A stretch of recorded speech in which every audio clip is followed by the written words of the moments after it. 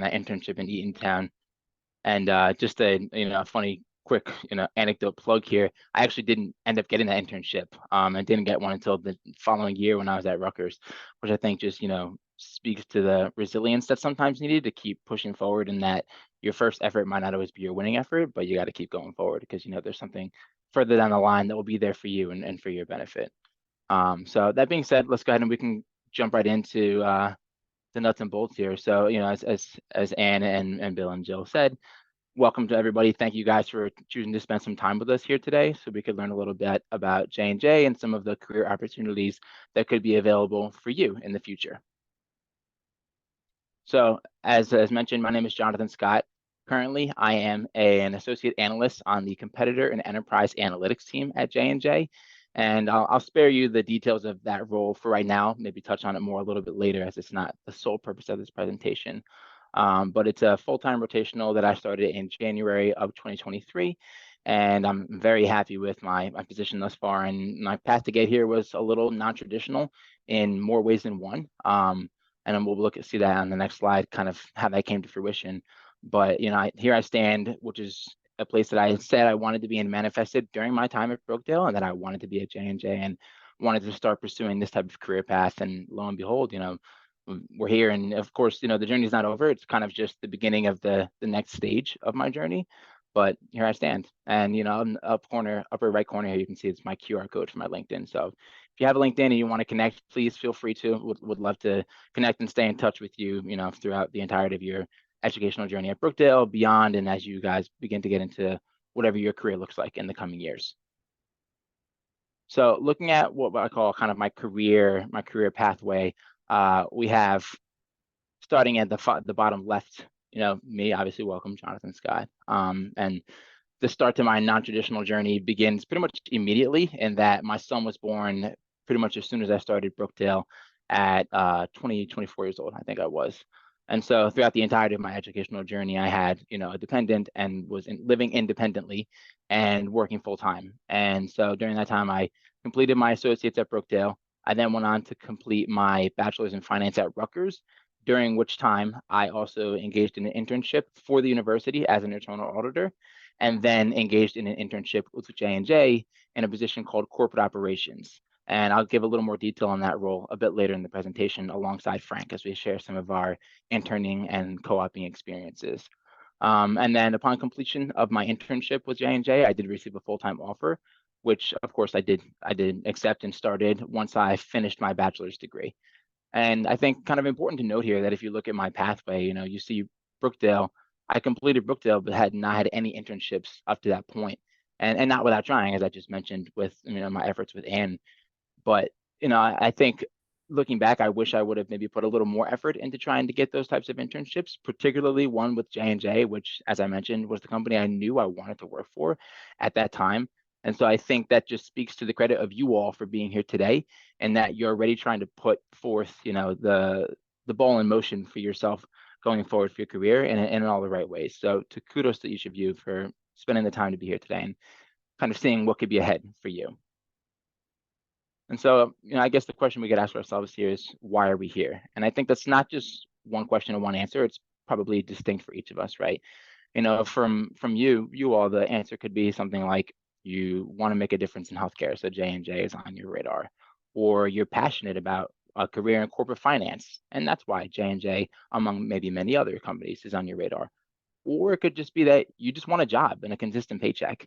And I think it's important to note that each of those reasons and any other are all equally valuable. It's whatever's most important to you. That's what matters. For me personally, why I'm here today is because I want to help provide career opportunities to you all earlier in your educational journey, like I said, that I wish I had sought out and pursued earlier during my time as a student. So what I want to look at today is a little bit about J&J as a company, kind of looking at like the history of the company, some of the values and how we operate, and then taking a bit more of a detailed look at the business itself, such as the areas that we operate in, like medical technologies and pharmaceuticals. Then touching a bit on some of our impacts we've had as a business and how we seek impacts both through internal opportunities as well as external partnerships. And then talk about some of the employment benefits, shared followed by sharing personal experiences from me and from Frank. And then we'll dive a little more into the nuts and bolts of the internships and co-ops and the opportunities that are available to you all in the more immediate term and what that may look like going forward as we look to apply for the summer internship for next summer, summer of 2024. So about J&J, I'm sure you've all heard the name at least in passing, but you might not know exactly what it is that we really do. Truthfully, I know that when I first started working for the company, I knew Band-Aids and baby powder, but I didn't know much else other than that, which is kind of funny considering the scope and size of the company and my long time desire to work for the business. A bit of a faux pas on my end, in all honesty. But as a business, we're constantly looking for new ways to push the boundaries of science as a way to transform health. And really, we've achieved a lot of amazing things over the years. Some of our more recent innovations are things like a virtual reality surgical training tool, AI-driven bladder cancer treatments, and Alzheimer's disease detection that's driven by data science. And so let's take a little bit of a closer look at J&J and why I think it's a great place to kind of fuel my passion for discovery and why I think it could be similar for you. So before we get a little too deep into it to call this out, I want to bring it to light straight ahead. J&J used to be a business that was operating in three distinct segments: pharmaceuticals, medical technology, and consumer health. The last of which would be the reason why many of you would know of J&J. Consumer health would be where we housed our Band-Aids, Tylenol, baby powder, Listerine. Those are all products that were part of the J&J consumer health brand and the ones that you would most likely have recognized. That part of our business has since been divested and spun off, actually, as of quite recently, just last month. And so now J&J is a business that operates just in two distinct segments, being pharmaceuticals and medical technologies. So that being said, what we can see on the screen here is some of the ways that J&J has been recognized in the public eye for the type of place that it is as a business and as a place of employment. And you can see we've received accolades such as top innovative company, best places to work, most admired company, well managed, top in supply chain, and a great employer for diverse employees. And I think part of the reason why we've received so many of these accolades is and how the business operates is because J&J focuses on what's most important, not just for the business, but also for those that it impacts. A good example of this is looking at our environmental, social, and governance approach. And if you haven't heard of the term ESG, the abbreviation of these items in your classes, I can assure you that you will at some point in the future, as it's become a very globally pertinent topic. Now more than ever, businesses around the world are expected to lead in the present and kind of drive their progress for the future. And no, at J&J, we set our ERG strategy to kind of focus on areas where we think we are best positioned to achieve the greatest impact. And that's what we see here on the screen: driving global health equity, empowering our employees, advancing environmental health. And the key pillar to doing all of those is leading with accountability and innovation. And we actually measure and publicly track the performance against all of our goals within these buckets. And that progress is then audited and assured by a third party to really ensure, the utmost integrity in what we're reporting publicly regarding these goals. And some of these achievements include, for global health equity, $23.2 million worth of products donated towards disaster relief. With empowering our employees, we have about 50% of our management positions are held by women. For advancing environmental health, 67% of electricity used across the entire enterprise, across the entire globe, 67% comes from renewable resources. And with leading it with accountability and innovation, we have $5.9 billion of spend that has gone towards suppliers that are smaller based companies and more diverse. Another item of focus for J&J is DE&I, diversity, equity, and inclusion. And similar to ESG, if this is not something you heard in your coursework, I can assure you that you absolutely will moving forward, as this is, again, another very, very pertinent and pervasive topic in a pretty global sense. So at Johnson & Johnson, diversity is about each of our own unique perspectives and how, in essence, all people are different people.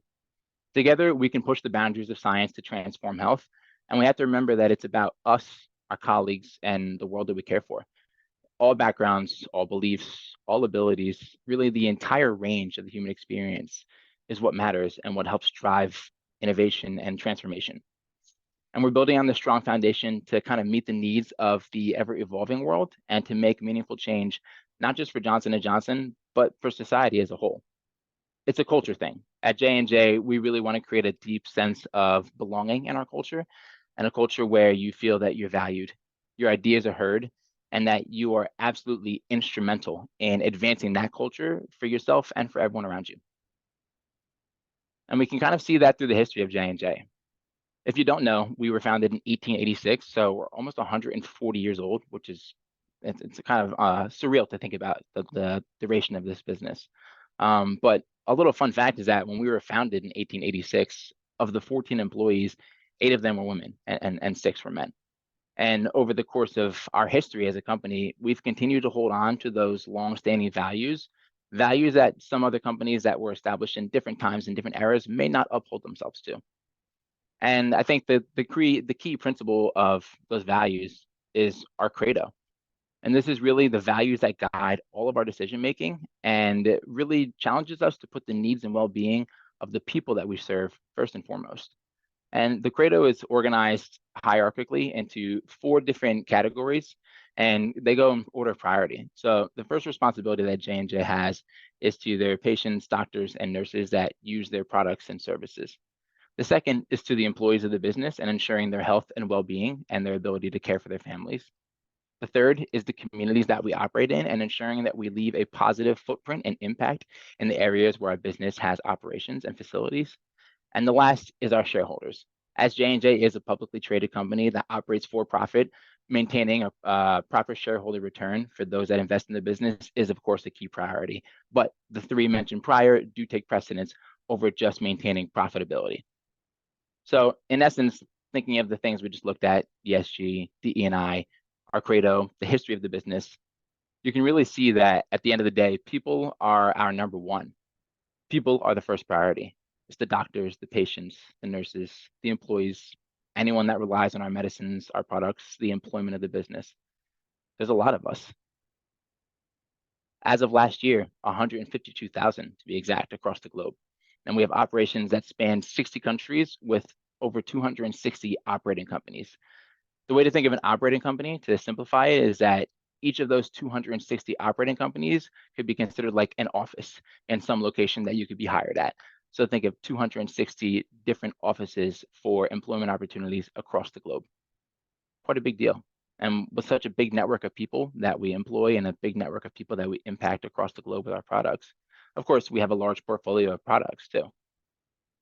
And of that portfolio, we have over 25 platforms within our medical technology space and products within the pharmaceutical space that have greater than 1 billion in sales each year. 1 billion. It's a lot of dollars. more than I make in any given year, in case that was not clear to anybody. But with this being said, J&J is not complacent with these dollar amounts. We continue to push the envelope for innovation and seeking to do more and to do better for the business, but also again for the environment that we operate in. And so now I want to take a little time to look a little more into the business in detail and look at our 2 core sectors. Medical technology, otherwise known as medtech, and that's how I'll refer to it for the rest of the presentation, and pharmaceuticals. So first, we'll look at medtech. As the most broadly based medtech business in the entire world, we really unleash a lot of diverse healthcare expertise and purposeful technology. And we have a passion for people that want to empower everyone else around them to live their best life possible. The goal at J&J MedTech is really to kind of just remove limitations to a full life by doing things like restoring vision or mobility, or providing life-saving surgical technologies and solutions that could be the difference between someone's life ending at some certain point or being extended because of the available technologies to bring them back to a state of health.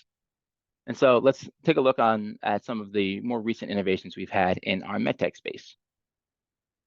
So the first is robotic surgery. So we have our VELYS digital surgery platform in J&J's orthopedics business, which is essentially a table-mounted robot that helps surgeons accurately resect or remove portions of bone and position the implant accurately relative to the soft tissue that surrounds the area during a total knee replacement. I'm sure that probably gave you a quick headache for me just saying all that because it's confusing for me to even say it out loud. So to put it in a more simplified sense, imagine that you're drawing a complex picture, say like the New York City skyscape. You may need a stencil to kind of ensure the accuracy of what you're drawing compared to the real deal, right? What this robot is essentially able to do is rather than needing the stencil, which would be considered kind of that like pre-operative imaging required, this robot would be able to draw that skyscape freehand with the same degree of accuracy, which is a huge and wonderful technological innovation for surgery such as this. Another one is within our contact lens space. We have our OptiBlue light filter technology, and it's for our AccuView single day contacts.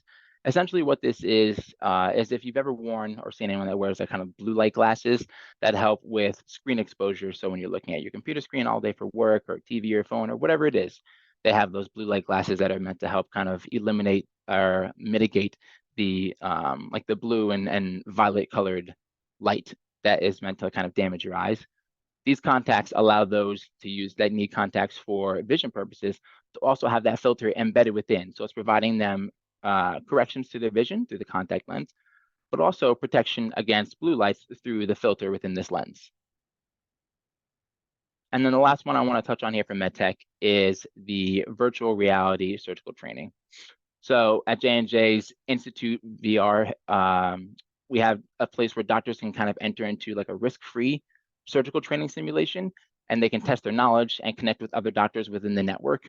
And it really allows doctors to unite and be empowered through a borderless and really riskless environment to practice and develop their skills for safe and effective surgeries. It kind of sounds like science fiction, but it's really just science, and the fiction's kind of left out. So switching gears to our pharmaceutical side of the business, we believe that science really has no limits, and as such, there's an extensive research and development that happens through Johnson & Johnson's pharmaceutical business, otherwise known as Janssen.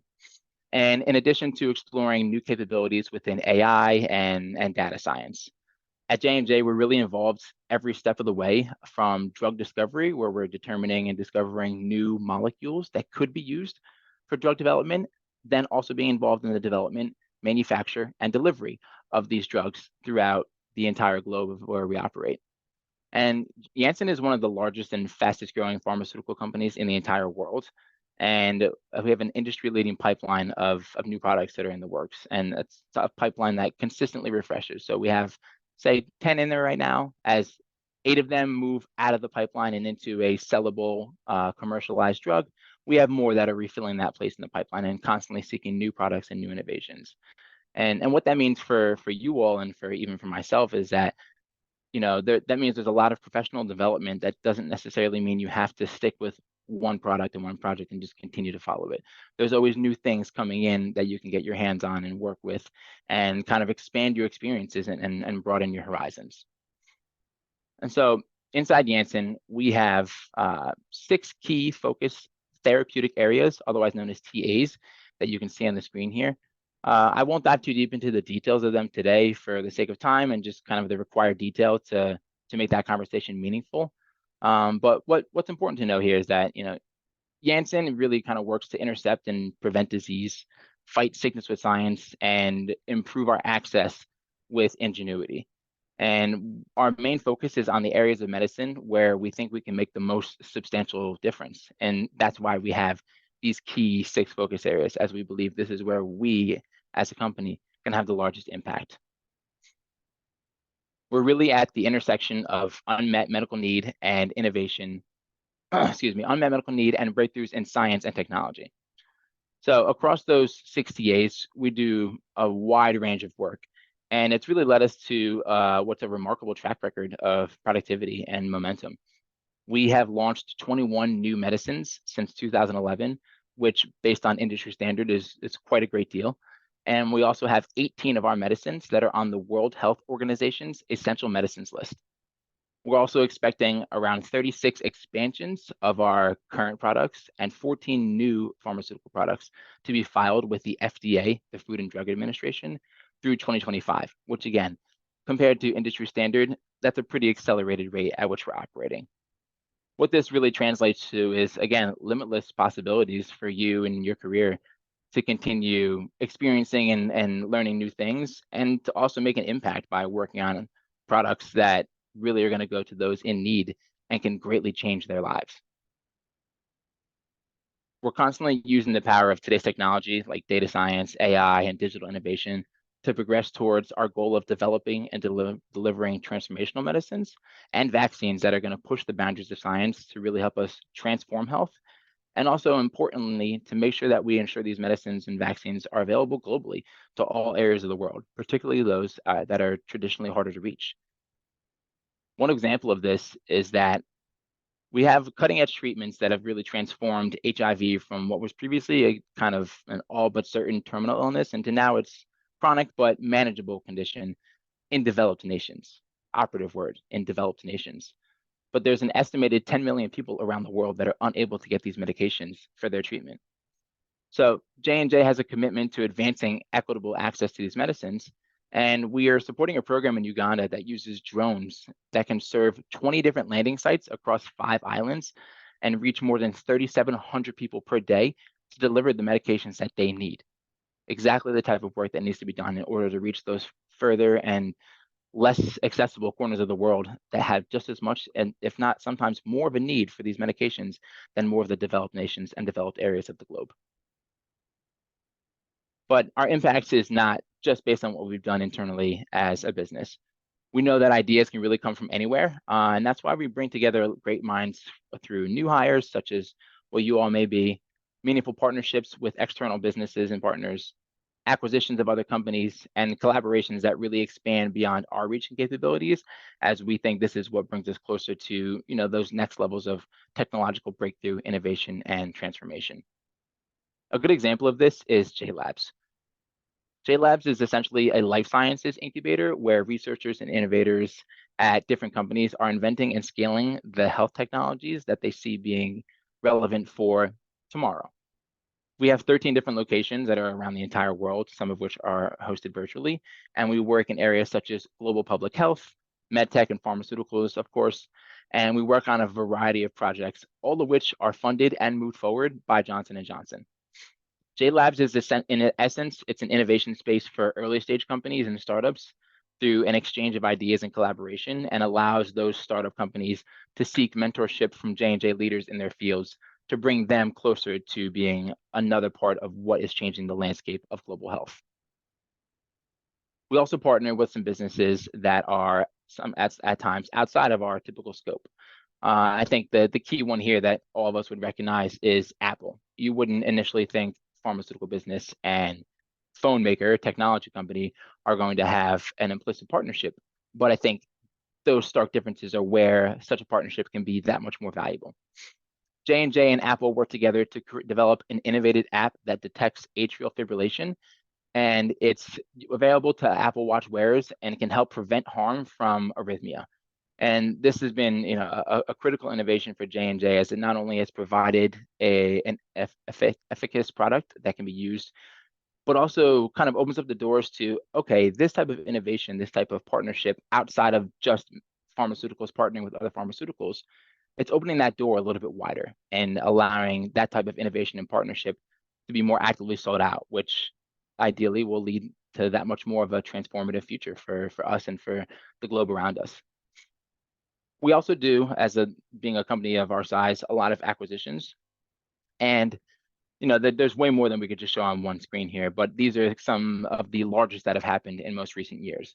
The largest of these 4 being Actelion in 2017, and most recently, last year in December, we acquired Abiomed, which added a product to our heart recovery portfolio that is the first and only the first and only product to market in that space, which is great because now we have a product that is in great need, as there is no other use case, or I'm sorry, not other use case, there is no other competitor that has a similar product. But J&J acquiring Abiomed now allows us to use our global reach to give that product to not just the domestic US where it was operating, but now we can expand its reach to the entire globe based on our network of distributors. So now let's switch gears a little bit and we can talk a little bit about the benefits and well-being at J&J. I think it's an important part of recognizing, especially for J&J, as they indicate employees are an important pillar of their focus. how exactly they're providing that support. So our pursuit of life-changing breakthroughs really creates a world of possibility for your professional and personal development. But in order to achieve those, you really need to be in your best state of mind as much as possible. And living your best life really allows you to do your best work. And I'm sure some of you may even, understand that just through school. I mean, I remember having days where the same degree of difficulty in schoolwork was different one day versus the next, just based on how I felt in that given day. On a bad day, schoolwork is that much worse.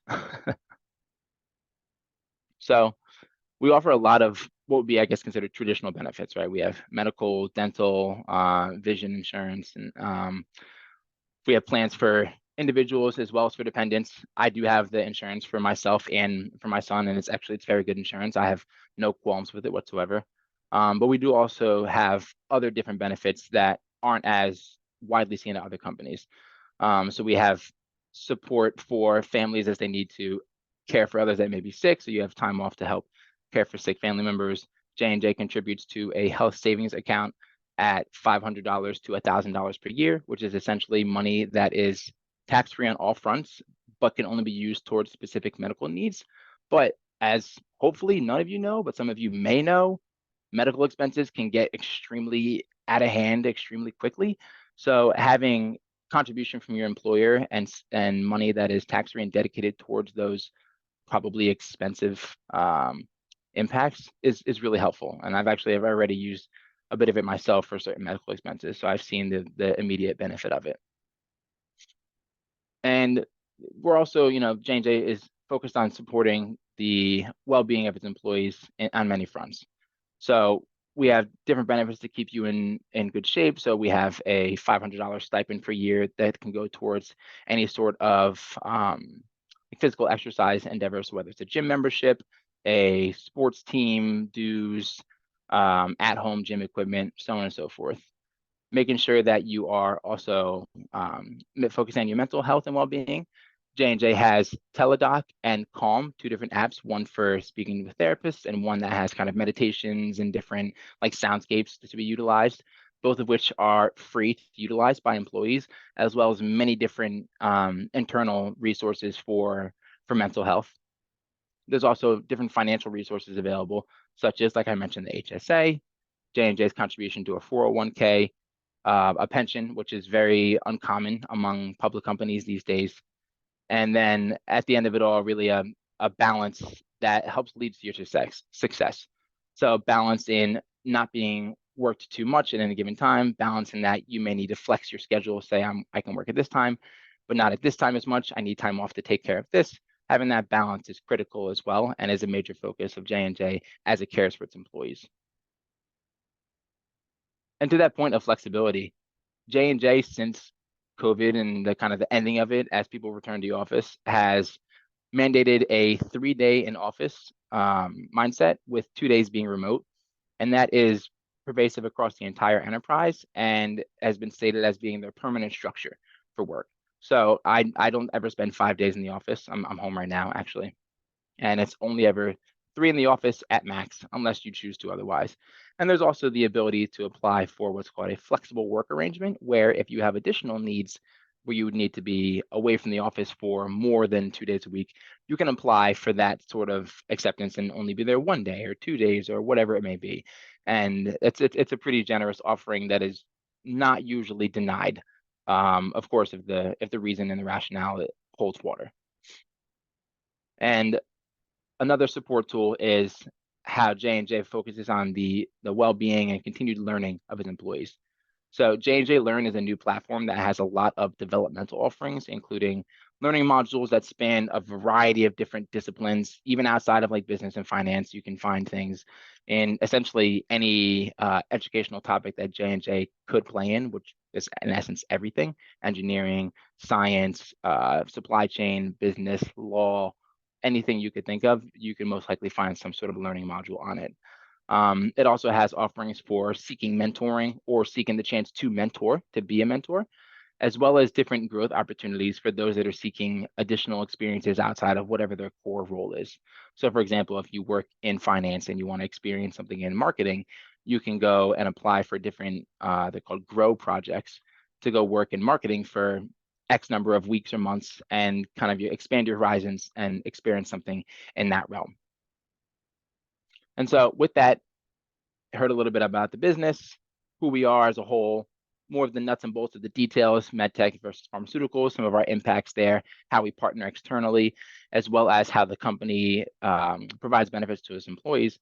So at this time, I think it's good to hear a little about what those experiences look like anecdotally. And so I'm going to invite Frank to open up and share a little bit about his experience as a co-op, and then I'll share a little bit about my experience as an intern. And just a quick caveat before Frank jumps in is he did intern in a or co-op rather in a space that was outside of finance. So while his experiences were excellent, and I will let him speak to it, and I much credit to him, it would be different from what you may experience as a finance intern, just based on the difference of responsibilities in IT versus finance. But with that, Frank, please introduce yourself and share a little bit about your time. Yeah, so just want to say thank you for letting me join today, John. It's been a pleasure getting to know you through the time through my co-op at J&J. Just guys, to give you a little intro about me, I'm an engineering student. I plan to graduate this spring and hopefully transfer to I don't know where yet. I might need some help from Anne with that. But when it comes to really sitting down last year around this time, we actually had an introduction meeting with Virgil McGee, who ended up being my boss. And so I worked in supply chain technology deliver. Just to keep it very high level, not to really get into the nuts and bolts of it. Um, when we say supply chain technology deliver, it means when you're getting ready to ship the product. So I worked on the technology aspect, thinking of the systems. So you let's say you work at Chipotle. This is actually how Virgil explained it to me. I work at Chipotle, it comes up on the system. I see it on the system. I see how the ticket goes away. I see what the order has. All right, lettuce, meats, this and that. That is exactly how it is with our warehouse management systems. So it told us, for example, when we had consumer, it was kind of going away towards the beginning of my time there. But when we had consumer, it would say, all right, I need 2 Tylenol bottles in this package with this purchase order to keep it very high level. And our system follows the process with it. And so I was in charge of actually the transportation aspect, as you can hear, the deliver part. So anything when it came to how we can get the package from our distribution centers to the customer, any technology. Think Amazon in that aspect as well. Amazon gives you that transparency, that visibility where you can see, hey, my package has just got created. My package has now ready to be delivered. Okay, it's on the way. It's expected. That is what we actually strive for at J&J, just with our medical devices and with pharmaceuticals. So we try to make it to where doctors can see and have that visibility of, all right, this is when I'm getting my knee replacement stuff that I need and everything like that. Our sales reps. So we really try to support them in the backbone of that. Um, some of the stuff that I would say, I wanted to go over a couple things. The first one was the interview process. So I know it might be a little different. So we had the same thing, like a nice introduction meeting. But after that, if you do apply, you'll actually get an interview. I think it will be John. I don't know. It might be John. For me, it was my boss, Virgil. As I was more IT. And you'll notice when they talk about the credo, John went over it today, they truly mean it. The first question I got asked was about the credo. So I will say you definitely want to look into it. You definitely want to see the morals of the company because from the first meeting I had with them, it was about the credo. First day I got there, it was about the credo. They truly mean it. The stakeholder comes last. It is truly about the patient's life and how we can help them. Anything we did, we were in meetings. Many meetings I sat there and they would say, we would have discussions on where we wanted to go with the systems. And someone, if they raised their hand and they said, does this align with the credo? And if they asked that and someone said no, that idea was fully blown. All right, it doesn't align with the credo. We can't do it. So they truly mean it when they say it. Another thing that I did want to go over with this is the culture at J&J. It is fantastic. So I was fortunate enough to have 3 other interns at the same time within my group and people walk up to you. I mean, my vice president, his name is Mike Riley. He's had 30 plus years there of experience. He just called me the other day. I don't work there anymore. I ended on September 1st, and he called me the other day. They truly have a great culture. The people there, they truly mean it when they say to get involved. There's a thing that we call one-on-ones. I highly recommend them. That's how you get to learn from other people. That's how John and I got in touch. We had a one-on-one, and I got to learn his background, his story, and then kind of share where I am and really kind of take notes from him and take advice from him and how I can kind of steer my path. Um, that's how I met Mike Riley in that aspect as well with one-on-ones. And I mean, thinking of it, you don't really know anything. So you don't know anything when you're going in there. It leads me right into be a sponge. That is one of the things that I really wanted to go into before is just, I don't know anything. So let me learn as much as possible. So it relates right back into those one-on-ones. When you have those one-on-one meetings and when you're getting to know people, really ask them what the credo means to them, how they got to their positioning, because people are perfectly willing to talk about it. I mean, I had people who had over 25, 30 years of experience, like, oh my God, this is great. They're all amped up to speak with you. They're excited and they're like, I can't believe I'm speaking. And they're like, I wish I was in your spot right now. I mean, helping you out. So, and they truly mean it. I mean, they'll walk up to you in the halls. For me, I worked in Raritan. So it's Raritan 1000, which is about, it's off 287. I don't know if you're familiar with it. It's about 40 minutes north of the new Lincroft campus. And I had a one-on-one with many people. And then all of a sudden you see him in person, like, Frank, how you doing? I'm like, oh my God, how are you doing? And that is the culture that you will see day in and day out. People really care about it. I mean, John spoke about the benefits of talking to people in case you feel swamped by work. I felt like I never needed to because everybody was always inclined with that. They were like, hey, how are you doing? Everything doing good? How can I help you? How can I assist?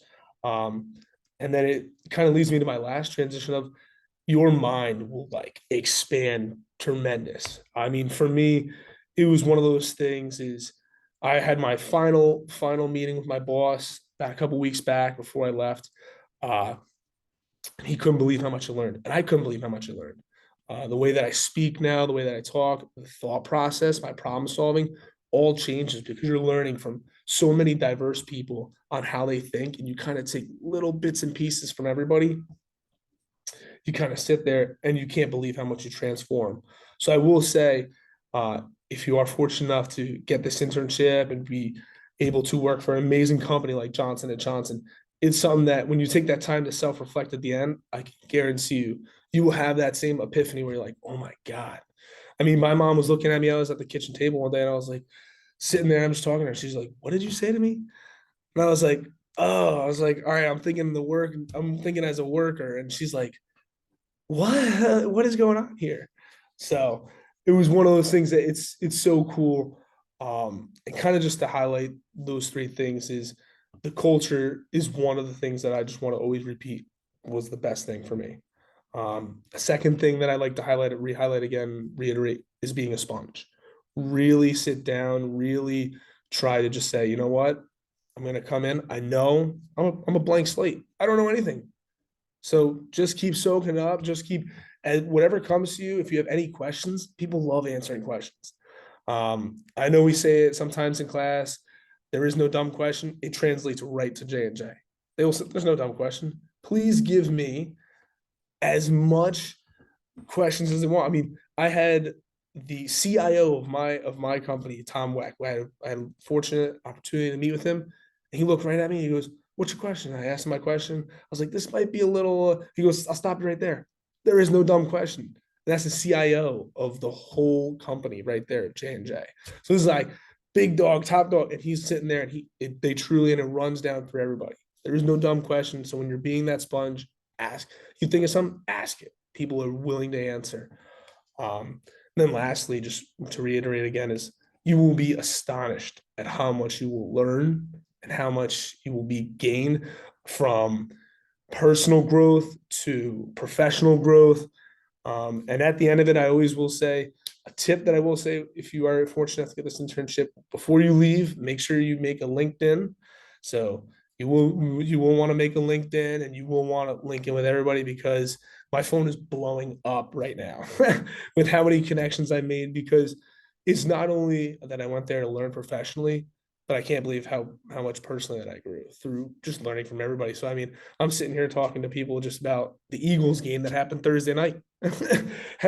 And so it's one of those things that truly was a blessing for me. And I would like to thank Ann It was amazing to work with you and Bill, of course, as they helped me get this. And I will say, please take advantage of that with them as they are willing to help you. And I will say, John, he is not scary. He's a very nice guy. We've had many one-on-ones. I know I kind of busted his chops a lot in some of those one-on-ones, but it was great to get to know him and go through that. And in all honesty, you guys are in great hands. And John will probably tell you more about the FLDP program as you kind of progress. So there are leadership programs for after you graduate to kind of do that stints, and that's what John is in currently. I think still right, John. Yep, that's right. So for me, that's kind of everything that I wanted to highlight for you guys. If you guys have any questions, I'd love to hear them at this moment in time. Anything you want to learn from me, I'd love that.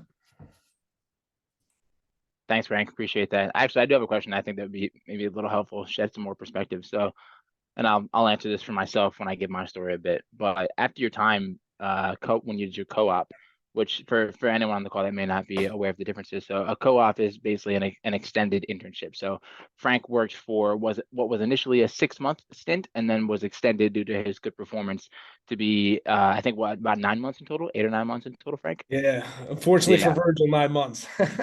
Yeah, so it's a bit of an extended experience, whereas an internship is typically going to be a 10-week long experience just over the duration of the summer. But my question, Frank, is so after your duration in your co-op, how do you think it's kind of shifted your perspective on schoolwork, knowing that you've done some schoolwork where you're kind of saying, well, how do I use this in the real world? Then you went to the real world and you did it for 8, 9 months. How does your perspective on school, how has it shifted from your time at J&J? So I will say it's a little difficult for me per se, as I took an information technology role being an engineering student. Hmm. So a lot of my classes don't align, but I will say in the thought process they do. So when you're thinking of going through those, you'll get handed a problem by your day-to-day manager, and he'll say, "Hey, I need kind of these stats." And they're not going to tell you how to do it. It's not like class where they're going to run you through it step by step. They're going to say, "Hey, I kind of need this," and then you'll kind of go out on your own, and you'll have mentors who will help you through it in the beginning, but you'll kind of get into a group. But it is really that thought process. Never forget that. I mean, Lisa Haley is one of the engineering professors here, and that's what she does to us in class, and that's the biggest transparent, like the biggest correlation I saw is she'll hand us a problem and she'll show us a little bit, but then she'll be like, all right, go ahead, go do it. And that's kind of how it is when I got to J&J. They'll show you a little bit, and then they'll be like, take it and run with it, because they really want to see what you're gonna come up with. One of the big things that I learned fast is they say when you're in kind of an IT role, they're paying you for your mind. So when you're kind of going through this, they're not paying you for your strength, anything like lifting weights, nothing like that. You're not picking up anything. They're paying you for your mind. So they really want to see what you're going to come up with. So they're not going to spoon feed you, because they want to see what's your thought process, how you're thinking, and then what you're going to do with it and how you present it. So that was something that I thought was very cool. Yeah, you actually stole my answer because mine was the same in that. Like, I remember thinking to myself, like, I like math, but at what point do I think I'm going to use calculus in finance, corporate finance? Like, maybe not at all. But what I realized similarly, Frank, is like it's not necessarily the subject matter specifically that always pertains, but it's the development of skills such as critical thinking, problem solving, understanding how to view a problem not just from the face on angle, but seeing it from the left, the right, the upside down, coming from all different angles to try to determine what you think the optimal solution would be, particularly in a space where there is no answer key. There is no definitive, hey, you can just flip to page 70 and get the results and get the answers. Like that doesn't exist in the real world. And so you have to try to figure that out and do your best with it. And so yeah, I similarly that was definitely my experience as well.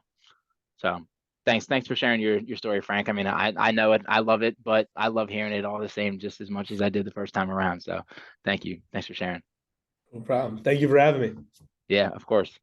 So I'll share a little bit about my experiences as well, and I'll keep it a little brief because I think my internship experience was unique and probably wouldn't align with what your all's experience might be because I interned during the height of COVID, so everything was virtual.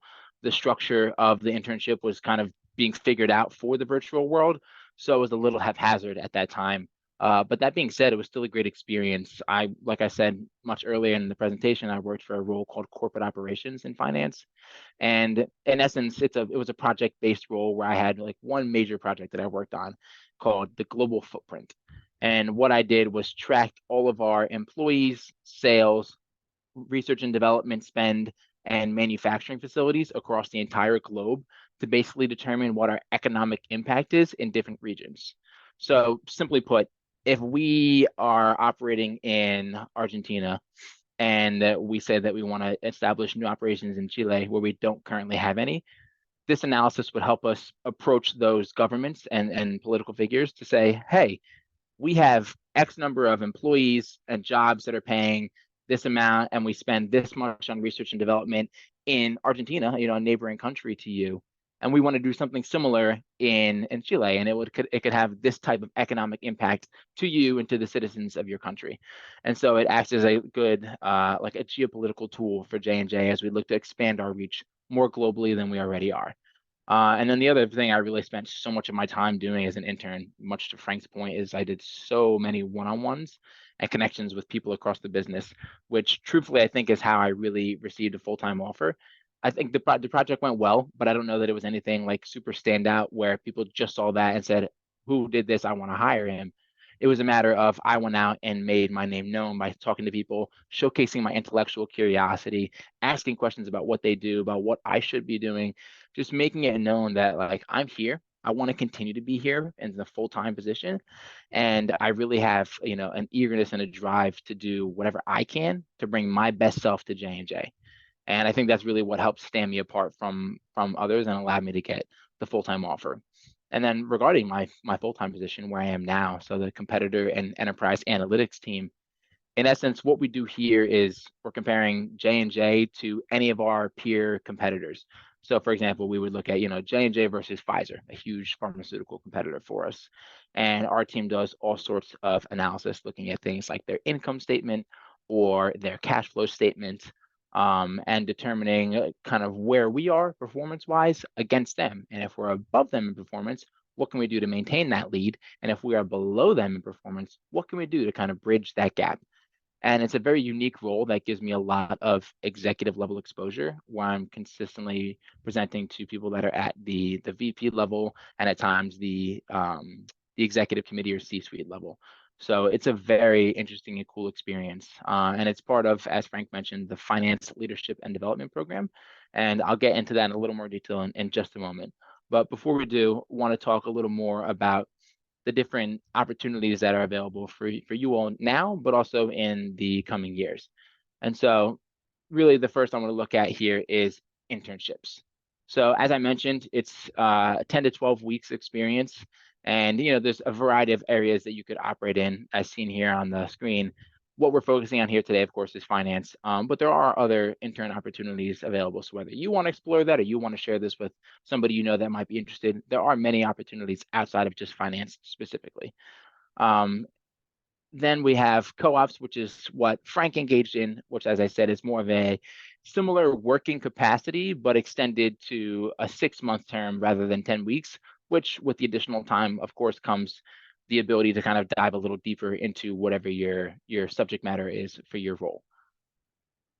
And then we have the leadership development programs, which again, here a little focused on finance, the FLDP, but similarly, there are different leadership development programs across different functions of the business, like engineering, operations, medtech sales, so on and so forth. So regarding the internship, and this screen may be useful to get a quick screenshot of just to have for your reference once we leave this presentation today. But as I mentioned, it's 10 weeks. You really need to be able to commit to the full 10 weeks of your time. You need to be, for application purposes, you need to be in your second year at Brookdale. And as I also mentioned, it would be a 3 days in the office, 2 days remote structure for working. Some of the other things that are important to call out is that it does say here that you need to have availability to relocate to one of the other offices. J&J is very big on you state your preference for location. So for example, like I have a 6-year-old, like I'm not relocating to Tampa or to Jacksonville, Florida. And so I make that very, very well known. Like I don't have the ability to relocate. I need to stay central to New Jersey. And they're very flexible with that, particularly for us being in New Jersey, because like almost 80% of the roles are New Jersey based. So you're in a fortunate position that if you don't want to or cannot relocate, it doesn't really limit you that much from the roles that are available to you. But if you did want to relocate or were given that opportunity, the relocation is paid for by the company, and you're provided with additional income to kind of supplement your rental in whatever location you'd be moving to for the role that you relocated for. Most of the interns that perform well are who become FLDPs later on down the line. So of the most recent FLDP class, I think 70 or 75% that were hired came from the intern pool. So it's very much so if you want to get into J&J full-time, interning or co-oping is very much so the best and most defined path forward towards a full-time offer. Last I checked, the pay for interns was about 20 an hour, I think, but J&J does do market increases to their pay for interns as well as full-time offers. So that may have changed since I last saw. I'm not exactly certain on that, but it is objectively and certainly a paid internship and not unpaid in any sense. And it may also be applicable to do for credit if that's something you're interested in. I'm still working with my team internally to determine how that could work. But if that's an interest of yours, of course, make that clear, and that's something that we could work with to see how we can make that happen. And then going to the Finance Leadership Development Program, the FLDP, again, this is the full-time position that I currently occupy. It's 2.5 years. You rotate between 2 different roles during that time. And it's kind of an accelerated promotional program where after the 2.5 years, you are then, you land as a senior financial analyst, which based on career paths outside of an accelerated program, typically 5-ish years to get to that point to a senior financial analyst, whereas here it's 2.5. So it puts you on the path to kind of accelerating your career that much better. And it's also a very, very widely known and recognized program, not just within the organization, but also externally. Little fun story I have, I've had on multiple occasions, had recruiters reached out to my LinkedIn, seeking, trying to offer me a job and so on. And oftentimes I'll ask them, like, what about my experiences led them to believe I'd be a good fit for role X, whatever that may be, right? Just out of kind of morbid curiosity. And more often than not, their item of interest is that I'm part of the J&J FLDP, which is a renowned and known program that does produce good talent with skills that are useful for corporate finance, healthcare industry, which is where you'd be in J&J, but also translatable skills that could be put in different areas of the world. So for example, working like at a bank and financial services, you would still have some translatable skills. For the FLDP, recently there's been a market update for the pay. So now starting in June of this coming year, so the incoming class will be starting at 80,000 for their salary, which is if coming out of school. I mean, based on what I remember myself and my peers starting at right out of a 4-year school, of course, it's after your bachelor's. It's a very fairly competitive salary, and similar to, like I said, with the internship pay, they do market updates each year and never to lower, just to raise the pay. So by the time any of you would be applicable and apply for the FLDP, that number might be a little bit different.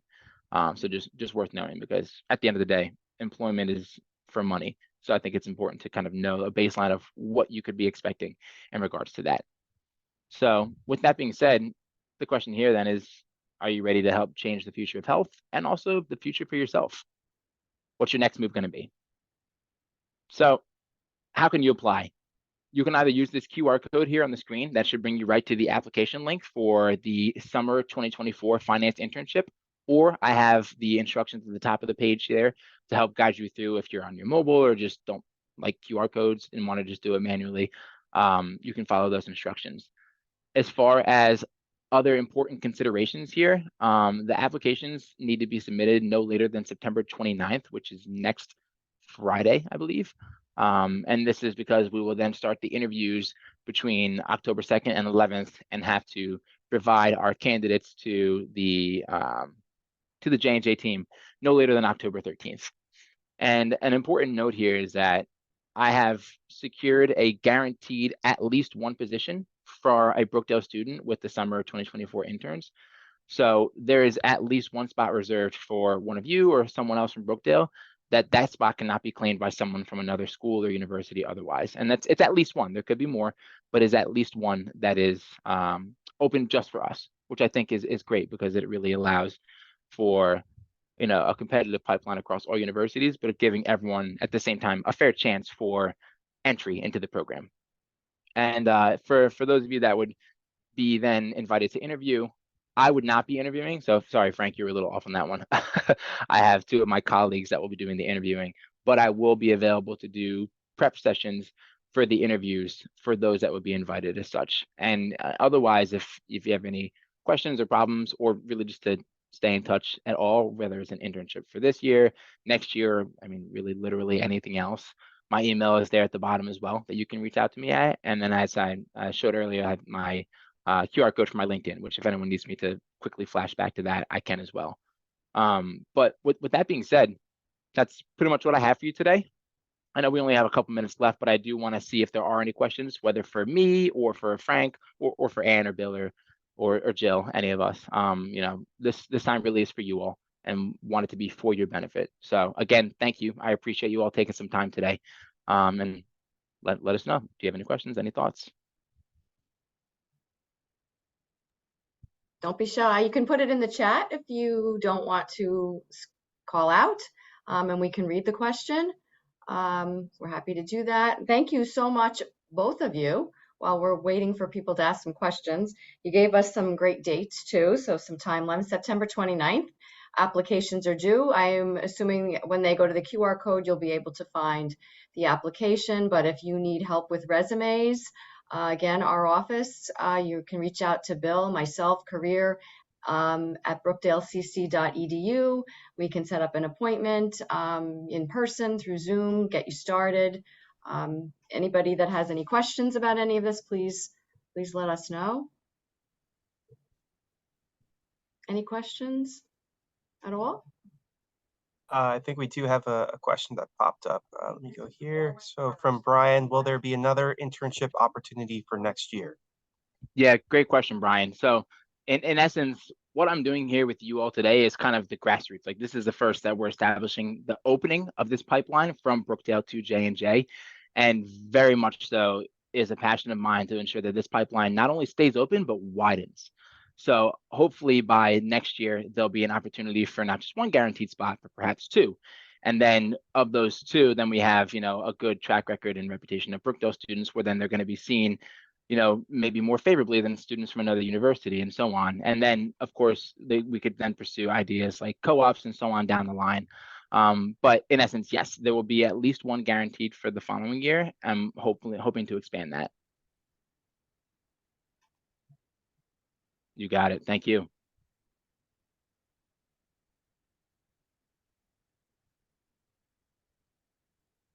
When would the starting date be for the internship? Hey, Liam, thanks for the question. So the starting date, I don't remember the exact date off the top of my head, but it's after when school concludes. I know that. So I want to say, when does school conclude? I forget. That's like mid to end of May, right? Yeah, May, Yeah, like May the 12th, something like that. right. Okay. So I think first week of June, as I remember the time being, and then going for 10 weeks from that point. So then culminating before you would then start school again for the following semester. And it is paid, correct, internship? It is. Yep, it is.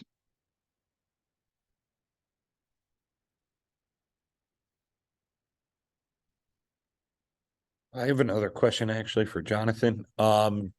You said that before, I believe even before you got the internship, you were interested in working for Johnson & Johnson. I'm just curious, what about the company attracted you to them?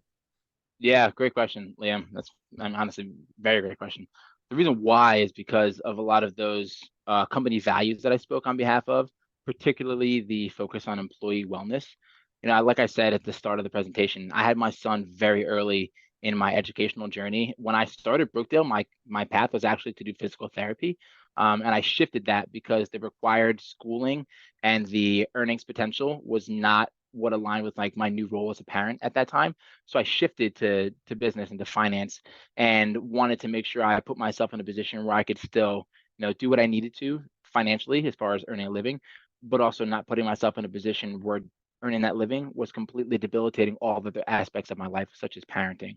So J&J was my main focus. Is I was like, okay, is this a company that very publicly and actively cares about its employees, their roles outside of the workplace, giving them the ability to be flexible and providing resources for wellness. Those were all things that were most important to me beyond the paycheck, because I knew the paycheck was also coming second to that.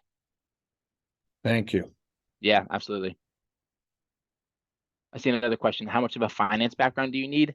So, I mean, in essence, Frank said it best, like you're expected to not know a lot when you go into the internship, right? So I think it would be really helpful if you had taken some of like your base business courses, whether it's like Business 101 or some of your like core accounting courses, just to have at least an idea of what that material may look like. But at the end of the day, an intern's role is to, like Frank said, be a sponge and learn. And so while you don't need to be a financial savant and be able to do, like Wolf of Wall Street style business operations, I think it's more important to be open and accepting of your lack of knowledge at the onset, but trying to do as much as you can to close that gap during your time as an intern and showing how much you want to learn and doing everything you can to absorb during your time. I think that's what would really help an intern be a standout candidate for a return offer as either another intern if they were not at graduation point, or for a full-time offer if they were approaching graduation.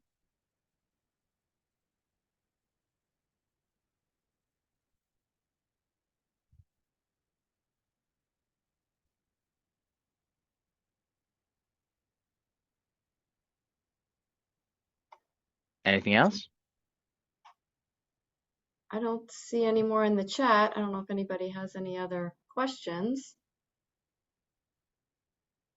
And thank you for offering to do some prep sessions for interviewing.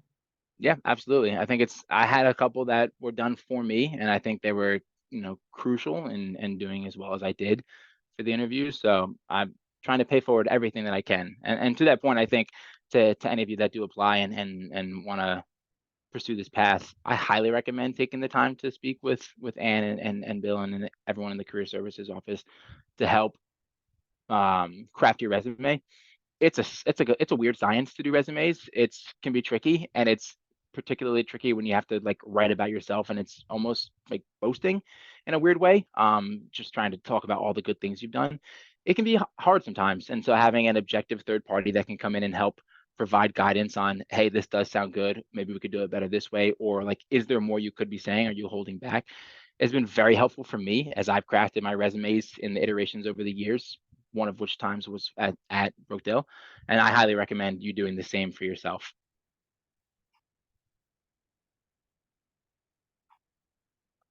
Thank you. Bill, Jill, do you have any questions? No, just again, thank you very much. It's not often that prospective interns or even employees have an opportunity to hear firsthand from the experiences and understanding the importance of a company's culture when deciding on where to have your internship experience. So really great job explaining all of the benefits of J&J and your own personal experience. And we even have a little bit of information about one spot reserved for a Brookdale student. I mean, that's amazing. Yep. In of Yeah. itself. So really, really great job. Thank you very much.